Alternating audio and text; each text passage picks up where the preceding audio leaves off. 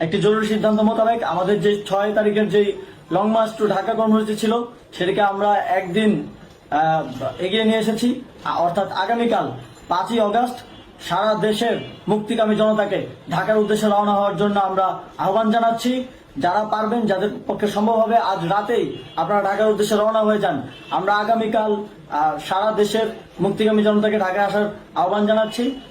বিশেষ করে ঢাকার আশেপাশের যে জেলাগুলো আছে, আপনারা দায়িত্ব নিয়ে মসজিদের মাইকে ঘোষণা দিয়ে যাদেরকে পাবেন সবাইকে নিয়ে ঢাকার উদ্দেশ্যে রওনা হন। এই লড়াই আমাদের জন্য একটি চূড়ান্ত লড়াই। আমরা চূড়ান্ত ঘোষণার জন্য প্রস্তুত। আমরা গণভবনের দিকে যাত্রার জন্য প্রস্তুত এবং সেই উদ্দেশ্যেই আপনারা সবাই ঢাকা আসুন। আমরা আপনাদের সবাইকে নিয়ে আমাদের চূড়ান্ত দাবি আদায়ে এগিয়ে যাব। আমি জানি না সমন্বয়করা আজকে রাতে বেঁচে থাকতে পারবে কিনা, কিন্তু আপনাদের উপর আমরা এই দায়িত্ব দিচ্ছি। আপনারা সবাই নিজ দায়িত্বে ঢাকায় আসবেন আগামীকাল এবং পরশু পরিস্থিতি বিবেচনা করে পরশু গণভবনের দিকে 4 দিক থেকে আমরা রওনা হব।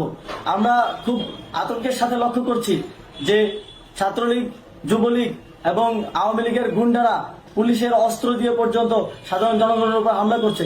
কিন্তু একটি সুখের খবর হচ্ছে, সারা দেশের বিভিন্ন স্থানে সেনাবাহিনী ছাত্র জনতার পক্ষে দাঁড়িয়েছে। আবার কিছু কিছু জায়গায় যেমন মিরপুর ও মোহাম্মদপুরে সেনাবাহিনী ছাত্র জনতার বিপক্ষে দাঁড়িয়ে গুলি চালাচ্ছে।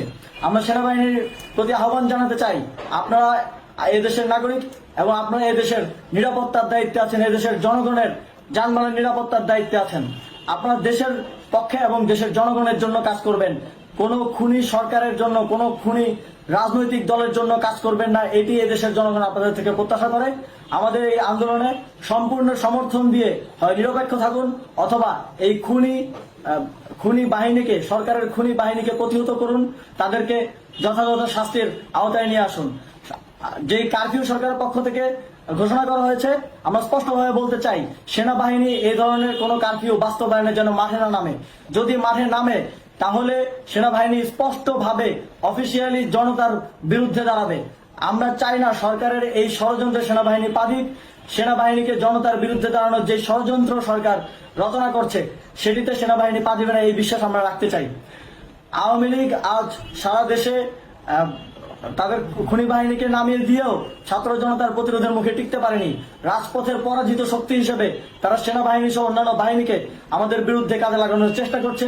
এই চেষ্টাকে, এই ষড়যন্ত্রকে ব্যর্থ করতে হবে এবং আগামীকাল সারা দেশে মসজিদে মসজিদে ঘোষণা দিয়ে ঢাকার উদ্দেশ্যে আপনারা রওনা হন। প্রত্যেকটি পরিবার থেকে অন্ততপক্ষে একজনকে ঢাকার উদ্দেশ্যে রওনা করে দিন, এই ইতিহাসের সাক্ষী হতে, একটি নতুন বাংলাদেশের অভ্যুদয় ঘটানোর একজন কর্মী হতে।